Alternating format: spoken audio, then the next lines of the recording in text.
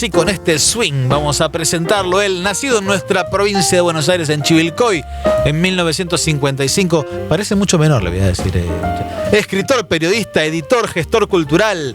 Como autor publicó más de 20 libros para niñeces y juventudes en Argentina y en México. Periodista de varios medios. Entre ellos trabajó en la mítica revista Humor, en UMI, en Clarín, en La Nación. Bueno, laburó con Andrés Cassioli, una de las grandes glorias del dibujo argentino. Editó un montón de cosas. Bueno, un capo total y además de todo, autor de este libro, El mundo por delante, mis aventuras por América con el Che, junto con Calica Ferrer, amigo y compañero del Che de viaje, don Oche Califa. ¿Cómo le va? Buenas noches. Buenas noches, bien, me va muy bien.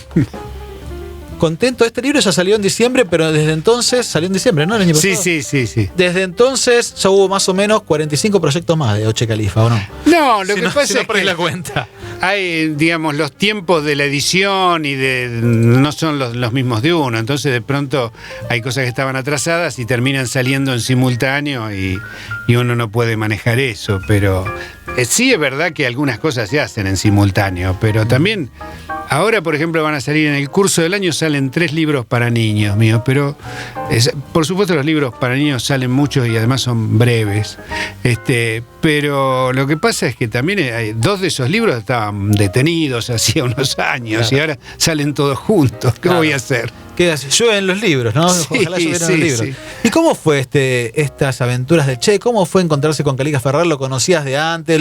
¿Fue todo un proyecto editorial? ¿Fue un proyecto tuyo? ¿Fue un proyecto de él? ¿Cómo nace este libro? Fue un proyecto de la editorial. Yo tenía en ese momento un libro que sobre lo que se llamó la canción de protesta en los años 60 y 70.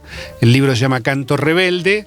Y luego salió otro que se llama Toda la piel de América, que es un libro sobre identidad y memoria en la canción latinoamericana.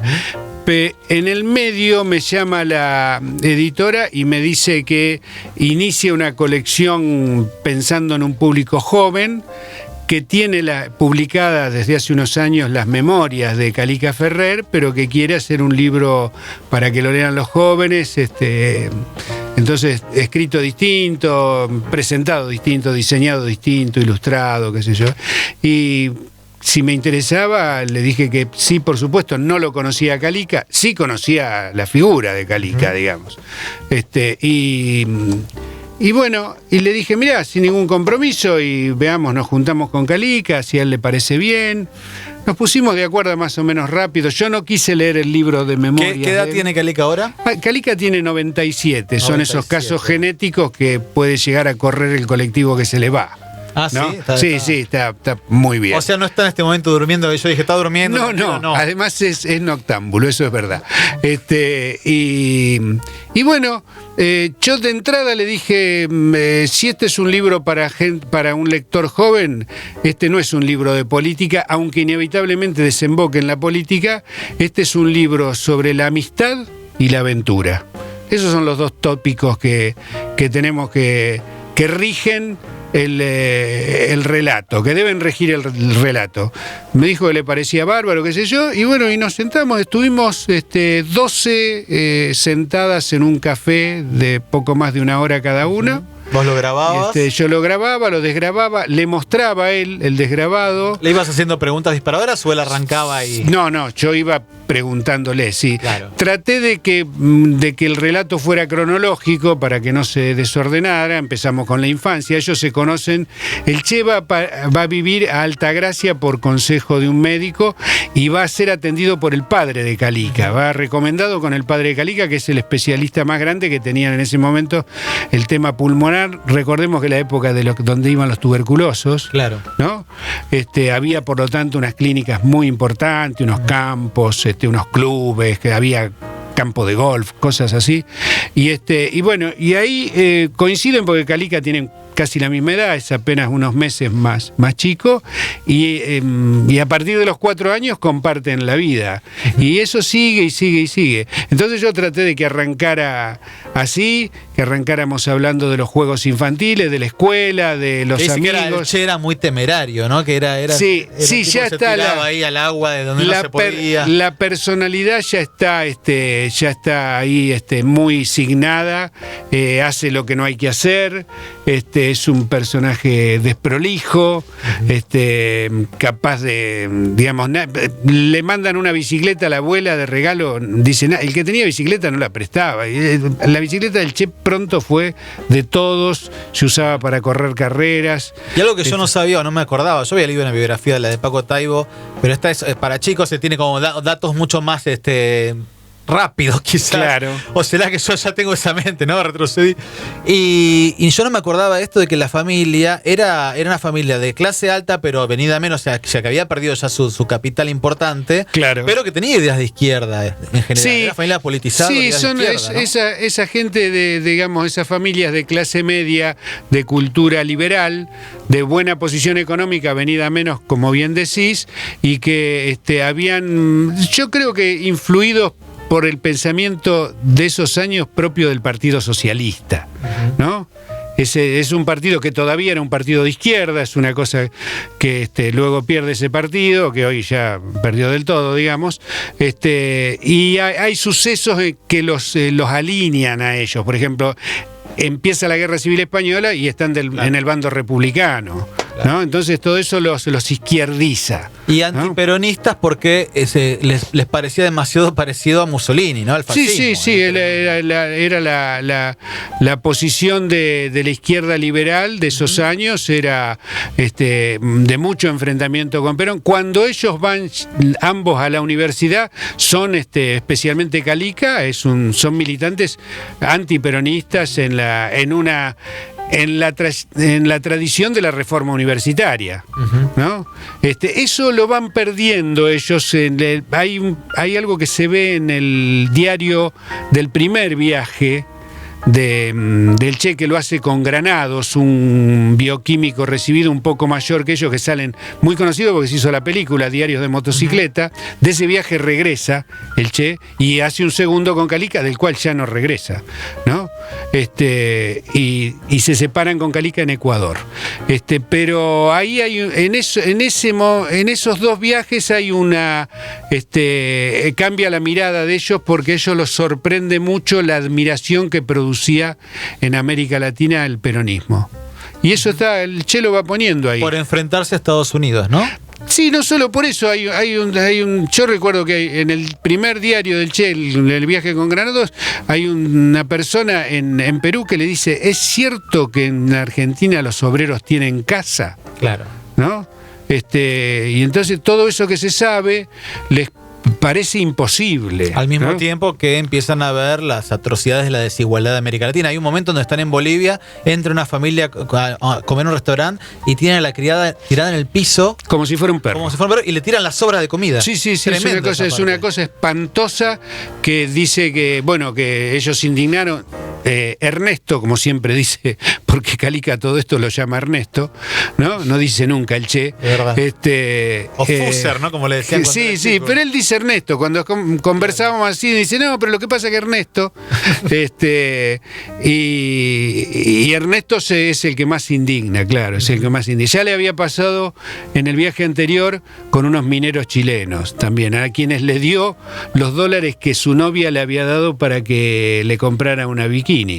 Ah, sí, eso no eso pasó en el primer viaje, claro, así que bueno. ¿Y cómo era tu acercamiento al personaje antes de este libro? Imagino que era un personaje que te interesaba, habías leído, o te encontraste ahora, obviamente es difícil encontrarse el Che tarde, ¿no? Pero o te lo encontraste en su profundidad ahora con este libro.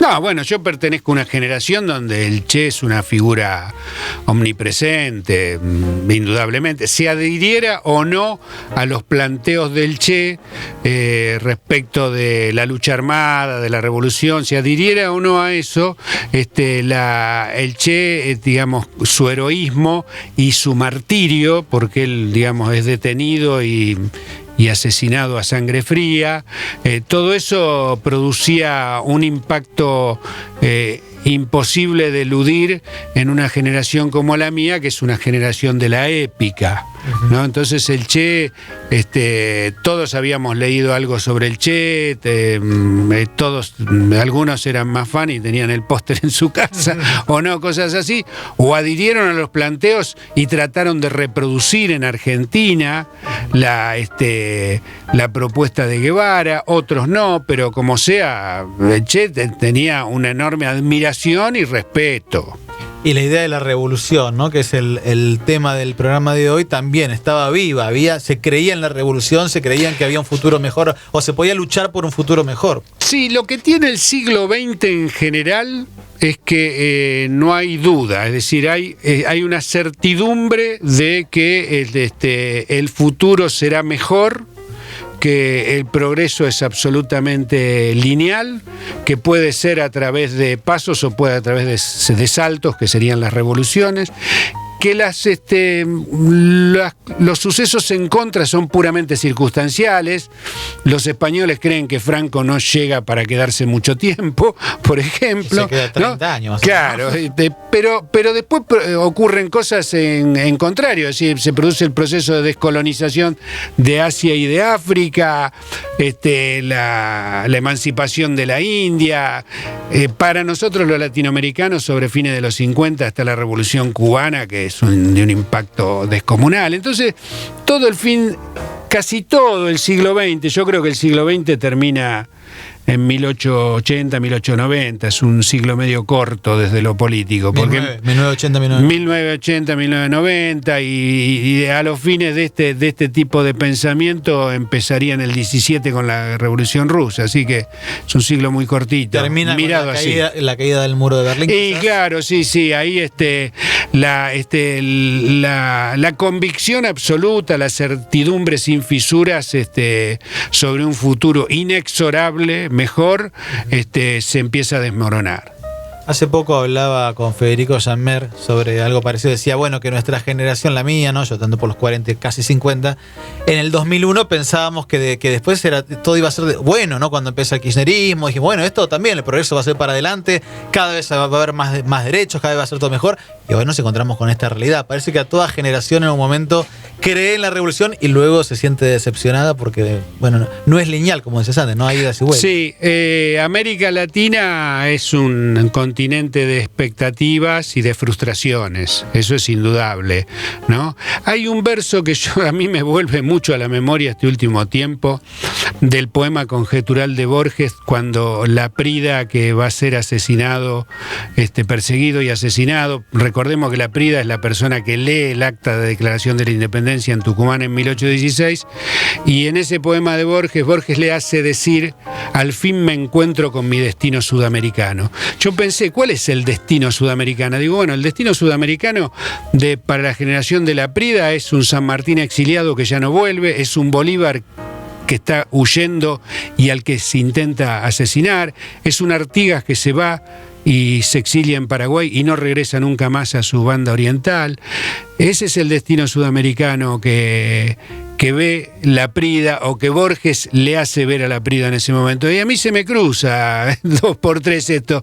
Bueno, nos va bien, nos va mal, nos va bien, nos va mal. Es complicado. Tenemos al Che, matamos al Che, ¿no? Exacto, sí. Va y viene. Y en el medio también hablaste antes de esta época y contábamos de tus libros, de Canto Rebelde, de Toda la piel de América, toda esta música que surge en esos años, porque son años de mucha producción artística también, y sobre todo la música, lo que es para nosotros hoy escuchar. Yo antes nombraba Inti Limani, Quila Payún, bueno, Víctor Jara. ¿Qué había en la música de esa época y qué diferencia encontrás con la música de ahora? Bueno, respecto de la música de ahora me cuesta más, porque digamos la partición en mosaico que tiene hoy la comunicación hace muy difícil que uno junte todo y se pueda hacer un panorama, digamos. Escucho lo que puedo y entiendo lo que puedo. La canción popular, que es un género muy propio del siglo XX, al que le da forma convencional y retórica el disco, en principio, ¿no? Y luego la divulgación que produce la radio, bueno, las otras cosas que van apareciendo, el cine, la televisión, lo que le sigue. Juega un papel importantísimo porque produce, digamos, emociones individuales cuando uno escucha solo y también colectivas cuando va a algún lado a oírlas. Y por lo tanto puede gravitar sobre las maneras de pensar de las personas. Por eso hay una canción, lo que se ha llamado la canción de protesta, que es la canción social y política, ha cumplido muchas veces un papel pedagógico, ¿no? Y las masas se van orientando sobre la base de esos gustos que se empiezan a plantear, digamos, el gusto que produce el repertorio de Mercedes Sosa, por ejemplo, ¿no? Y que lleva a otros. Uno por Mercedes Sosa llega a Violeta Parra, de los 80 en adelante se puede llegar a Charly García o a Milton Nascimento, o digamos, hay caminos que va orientando el repertorio de un intérprete y va construyendo, en definitiva, el gusto por determinado tipo de música de muchísimas personas. Entonces es un papel muy muy fuerte. Yo diría que junto con el cine son las dos industrias de masas de mayor gravitación a nivel masivo, ¿no? Nombraste a Violeta Parra, a Charly García, a Mercedes Sosa, y al mismo tiempo sos un autor que está mucho en contacto con los chicos, porque vas a escuelas a hablar y escribís para chicos. ¿Sentís que saben todavía que Mercedes Sosa, Charly García sigue atravesando generaciones, o ya estas generaciones nuevas no están llegando a ellos? No, bueno, no sé tanto, pero digo, no hay que hacerse mucho problema con eso. No podemos permitir que las nuevas generaciones queden ancladas de manera repetitiva en los gustos que fueron nuestros. Claro. Lo que es importante y bueno, se mantendrá. Yo tengo uno de mis nietos, por ejemplo, está fascinado con una de las canciones de María Elena Walsh, y la canta y la canta y la canta. Y bueno, y tomó eso, y qué sé yo, así como hay gente que todavía de pronto ponen un Gardel cantando El día que me quieras y dice, qué hermosa canción, pero claro, no podemos pedirle a la gente que las 800 canciones que grabó, 800, 900 canciones que grabó Gardel, se las escuche todo el tiempo, ¿no? Bueno, hablando de Gardel, ahí en el libro nos enteramos que hay un tango preferido del Che, de Gardel. ¿Lo tenemos ese para escuchar, Leiva, el tango? ¿Cuál es el tango? Pará, que en este momento se me borró. Porque, claro, es un trabajo de... No me acuerdo ahora. Acá está. Fue hace un año y ¿cuál es y además me faltan los lentes, así que si bien Ernesto no alcanzó a leer. Yo puedo ayudar, porque tengo los míos. Acá está. Como abrazado un rencor. Sí, de Rafael Rossi y Antonio Podestá. Sí, como abrazado un rencor. A ver, lo dice una cosa muy fuerte este tango. Bueno, escúchenlo. Yo quiero morir conmigo, dice. Sí. Este es el tango preferido del Che. Un tango ateo. Después de unos 10 días en Lima, decidimos retomar el viaje. Nuestro próximo destino sería, como habíamos convenido, Guayaquil. Antes que nada, debíamos despedirnos de enfermeros, médicos y pacientes del leprosario. Allí se produjo otra escena emotiva, porque los enfermos nos quisieron dar obsequios y recuerdos, frutas, un dibujo, una pequeña artesanía.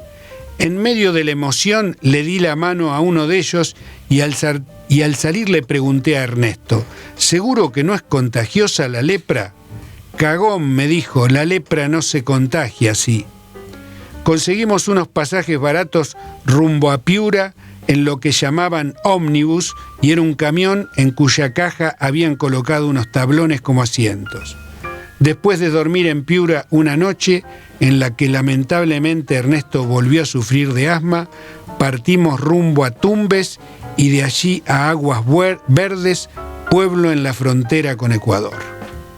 Excelente, un fragmento del mundo por delante, estas aventuras de Calica Ferrer con Ernesto Che Guevara, narradas por Oche Califa, que hizo la suerte. ¿Cómo sería el laburo? ¿Coautor? Porque esto no es escritor fantasma, porque apareces en la tapa. Claro. Pero vos hiciste todo, me imagino que habrás hecho todos los laburos posibles del mundo editorial, ¿no? Casi. Sí, no, pero de fantasma no, nunca. Siempre lo que he escrito lo he firmado. Más de monstruo que de fantasma.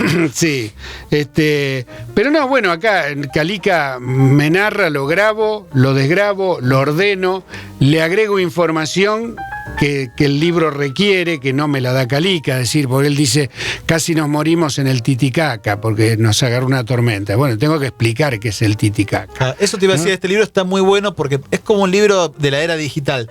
Salen ventanas, no sale Exacto. stand. Sí, Por ejemplo, sí. a mí me pasó, habla de una tajamar al principio. Yo no me acordaba exactamente que era un tajamar. Dije, lo voy a googlear, pero había dejado el celular lejos y inmediatamente después aparece una ventanita acá en el libro que dice tajamar, ¿qué es un tajamar? Y dije, gracias, Oche. Este es el libro ideal para estos momentos, porque no tenés que ir a googlear nada, está todo ahí. Sí, bueno, es pensar que hay un lector que no sabe, por ejemplo, de hecho se explica quién fue Fidel Castro, Claro. ¿no? Eso es todo un trabajo que hice yo. O sea, hay un relato hilado que me va contando de su vida junto a Ernesto Che Guevara, Calica, y a eso, además de ordenarlo y darle una escritura con los tiempos de lectura propios de la literatura, porque todos sabemos que la oralidad no es exactamente lo mismo, lateralmente hay explicaciones, claro. ¿Para qué edades calculás que es este libro sobre las aventuras del Che con Calica Ferrer? Y este es un libro de adolescentes en adelante, ¿no? No es complejo, pero creo que digamos, interesará especialmente a los adolescentes. Y para familias progres debe ser, ¿no? A mí me encantaría como estar en una familia donde, mirá, te regalamos acá tenés la biografía del Che Guevara. No, hermoso. Sí, pero lo que pasa es que el Che es una figura que me parece que más allá de la adhesión política de las familias, como decís vos en este caso, hay una curiosidad, es un personaje enigmático. Y por otro lado, un personaje de trascendencia universal, así que... Es un libro que tiene mucho humor también. Es divertido, y pienso en tu paso por la revista Humor, en tu trabajo con Andrés Casioli. Contanos un poco de esa época, ¿qué hacías? ¿Cómo era esa época? Pues una revista muy política, que juntaba la política con el humor, que estuvo ahí en momentos difíciles de la historia argentina, en momentos de volver a la democracia también. ¿Cómo fue ese momento? Sí, yo me vinculo a la revista todavía, claro, en dictadura. Llego para colaborar en el suplemento mensual que hacía Humor, que se llamaba Superhumor. Que recién vi que en una pantalla acá había un libro que se llama Calpa Imperial, de, bueno, la escritora rosarina, ahora no me sale el nombre, y recuerdo que yo hice la ficha bibliográfica de ese libro cuando salió como novedad. Y al poco tiempo, Laura Linares, que estaba a cargo de Superhumor transitoriamente, me dice, vamos a sacar una infantil que se va a llamar Umi. Entonces empecé a colaborar, yo era un colaborador externo, en Umi. Y bueno, después el tiempo pasó, yo después ingresé a Umi, o sea, a La Urraca, que era la editorial fija para Umi, después pasé a Humor, propiamente dicho, y después me fui. ¿No pasaste por Sex Humor?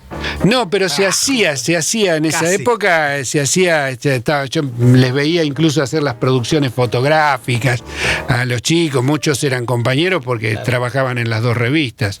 No es mi caso, no, yo hice algunas colaboraciones con Fierro, que era la otra revista muy importante, que era la de historietas.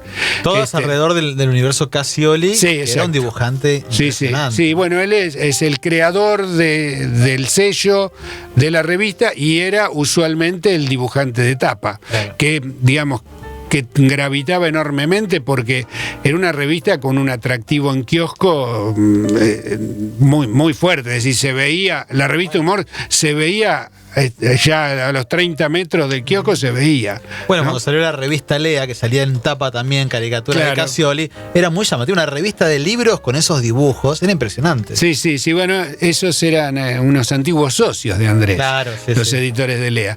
Y bueno, me fui, después yo volví años después, él me llamó para hacer algunas, yo estaba trabajando en La Nación, y me llamó, y trabajamos juntos un tiempo, nos volvimos a separar, la empresa de él quebró, al poco tiempo me llamó para decirme que estaba comenzando a trabajar, que tenía algunas puntas de trabajo, si quería aprenderme con él, y terminamos en una sociedad, hasta que falleció, que producíamos coleccionables y fascículos para los diarios, que era una cosa muy propia de esos años. Una trayectoria sólida, importante tuviste en el mundo, tenés en el mundo del libro, también en el medio fuiste director de la Feria del Libro. ¿Cómo fue eso? Porque no es normal o no es tan usual que un autor sea director de una Feria del Libro. Por el contrario, por lo general los autores son los últimos que aparecen, son los que están ahí con el libro, pero son los últimos que importan en una Feria del Libro. Sí, en general los que tenemos alguna pasión o capacidad para la gestión somos una minoría, eso es verdad. Pero bueno, yo en realidad iba a colaborar, fui durante muchos años a una comisión de cultura que tenía en ese momento, la Feria Internacional del Libro de Buenos Aires, y ya estaba a punto de irme porque, bueno, medio que había considerado que se cumplía un ciclo, y ahí me entero que había renunciado la directora y que buscaban, y entonces me postulé, tuve que pasar una cantidad de pruebas, había muchos postulantes, exámenes, hice una pequeña tesina también, tuve que redactar de unas 20 y pico de páginas, la prueba de inglés, la prueba de esto, la prueba de las entrevistas variadas con distintos consejeros de la fundación, y finalmente quedé. Y estuve 6 años y medio, lo que significa que en realidad fueron 5 ferias de la internacional, 5 de la infantil, porque después el último año y medio fue en pandemia, hicimos trabajo en la web, ¿no? Y después empezamos a hacer Rosario, estuve en dos ferias de Rosario, hicimos varias de conurbano, en La Plata hicimos infantil. Bueno, empezamos a hacer Merlo, Malvinas Argentinas, y bueno, y una cantidad también de tareas de impulso o de promoción del libro. Me acuerdo un acuerdo con el Consejo Publicitario Argentino para una gran campaña. Bueno, fueron años de mucho trabajo, y además yo tuve la suerte de que la conducción de la fundación, cuando yo asumo, tomaron la decisión de incrementar el presupuesto destinado a la programación cultural propia de la fundación, porque, digamos, por ahí la gente no se da cuenta, pero en la feria ocurren cosas que de pronto las organizan algunas los expositores y otros la propia fundación. Bueno, yo empecé a desarrollar una programación mucho más frondosa propia de la fundación. Y entre director de feria, autor de libros infantiles, autor de libros también en general, ¿cuál es el trabajo que más te gusta? Y en el mundo del libro, ¿dónde decís acá es donde estoy más a gusto? No, a mí me gusta escribir, a mí me gusta, yo me siento con satisfacción escribir. He desarrollado también una cabeza que hace que yo vaya pensando en la edición cuando escribo. Claro. Nunca escribo muy al voleo, yo medio que voy direccionando, que lo que escribo va tomando la forma. Ya pensás en un libro. Exactamente. No es lo mismo que escribir una novela, por ejemplo. Exactamente, sí. Porque como bien se dice, los libros no los hacen los escritores, los hacen los editores. Claro. Pero en mi caso me actúa de las dos maneras. Empiezo a escribir y empiezo a pensar cómo esto puede tomar la forma de un libro. Y tantos trabajos en el mundo del libro, y tanta curiosidad y tanto interés, llega hasta el cine. Vas a estrenar mañana, junto con Horacio López, mucha gente querida, un documental sobre Raúl González Tuñón. Contanos un poquito de eso. No, eso es maravilloso. Digamos, si algo me faltaba en mi vida. Aunque yo trabajé para desarrollo de contenido para documentales hace unos años, pero esto es distinto, porque esto es un documental sobre la vida y la obra de Raúl González Tuñón, poeta que yo siempre admiré desde muy chico. Encontré un libro de él en mi casa siendo un nene, y a partir de ahí fui un lector consecuente, y bueno, y Horacio sabía eso, Horacio López, que es el director, sabía eso. Él también era un lector, pero sabía que yo era más un fan, ¿no?, de Tuñón.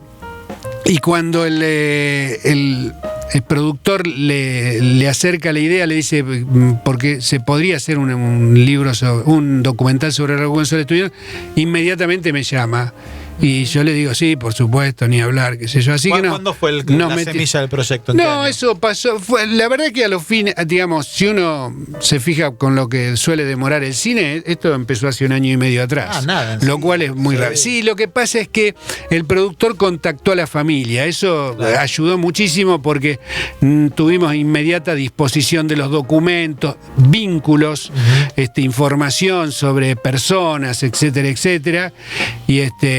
Y eso ayuda mucho, porque si no se hace más difícil. Acá tengo un poema de Tuñón. A ver, ven a verlos por la mañana con la gorra hasta las orejas. Han desvalijado las viejas del asilo de las hermanas. ¿Es de Tuñón este? Sí, ese sí, te lo digo de memoria. A ver, sí. Dilapidarán sus dineros con mujeres y malandrinos, en posilgas y merenderos, en milongas y clandestinos.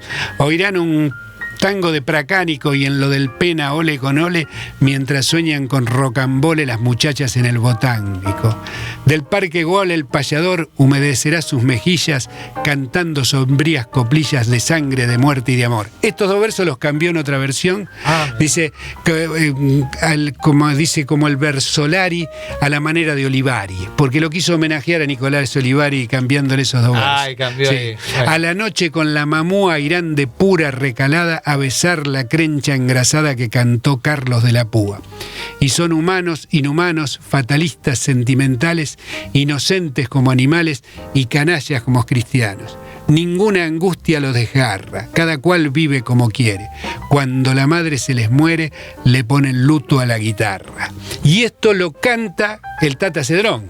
Está contento. Sí, no solo lo canta. Mira, a esto le pasan 2 cosas. Por un lado lo canta el Tata Cedrón. ¿Podemos buscar los ladrones del Tata Cedrón? Los ladrones del Tata Cedrón. Que comienza con un recitado que tiene primero y luego lo comienza a cantar. Pero además, en España hace 2 o 3 años se editó una antología en Visor de Raúl González Tuñón y la contratapa la escribió Joaquín Sabina, citando estos versos. Exactamente estos mismos versos. Sí, citando estos versos. ¿Hay algún vínculo entre Tuñón y el Che? ¿Se te ocurre así como, bueno, por esto, acá los puedo comunicar de algún forma? No, solo que Tuñón es un gran poeta de la elegía, con lo cual creo que no escribió un poema al Che, pero hubiese tenido la cuerda y el tono necesario para escribir a la muerte del Che. Tuñón todavía vivía cuando el Che falleció, ¿no? Que sí lo hizo Cortázar, ¿no? Yo tuve un hermano, no nos vimos nunca. Pero sí, Yupanqui también, claro, ¿no? Canciones al Che Guevara hasta hay cientos. En el libro aparecen canciones, de hecho hay un QR en algún lado con una especie de playlist, ¿no? Sí. De las canciones, son como las canciones de todas las que hablan sobre el Che. Sí, eso, bueno, hay en el folclore, en el rock, en todo el mundo, sí. Ahí suena. A ver, tenemos ahora, a ver si podemos escuchar los ladrones de Tuñón. Ahí está. Los ladrones usan gorra gris, bufanda oscura y camiseta raya. Lo oigo. Y si no, no. Algunos llevan una linterna sorda en el bolsillo.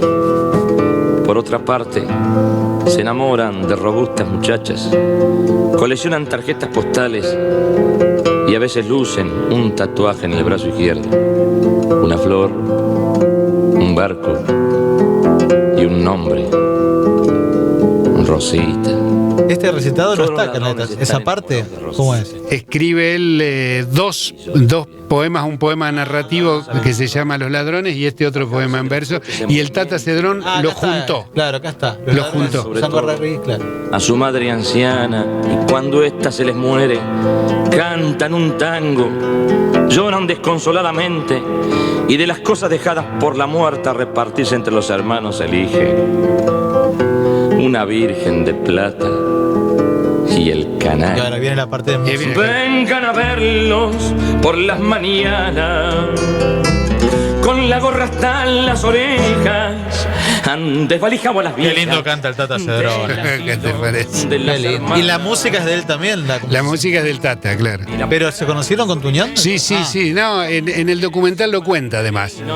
Cuando él lo fue a ver muy joven, a decirle que había musicalizado y se fue con la guitarra y se lo cantó. O sea, esto es mañana en el Cine Cosmos de Capital. Sí, mañana empieza en el Cosmos y está toda la semana siguiente. Tiene 2 horarios por día. que no digo ahora porque tengo miedo de equivocarme, pero si uno entra a la web del Cosmo los ve. ¿Cómo se llama el documental? El documental se llama Demanda contra el olvido, poesía y aventura en Raúl González Tuñón. Demanda contra el olvido es el título de un libro de Tuñón, que es de reivindicación de los asesinados, de distintos muertos por cuestiones, por supuesto, políticas. Bueno, ahí teníamos otro vínculo con el Che también. Claro. Y se llama Poesía y Aventura porque Tuñón fue un gran aventurero. Estuvo en la guerra civil, en los días previos a la guerra civil española, ahí trabó una gran amistad con Miguel Hernández, produce una enorme influencia sobre Miguel Hernández.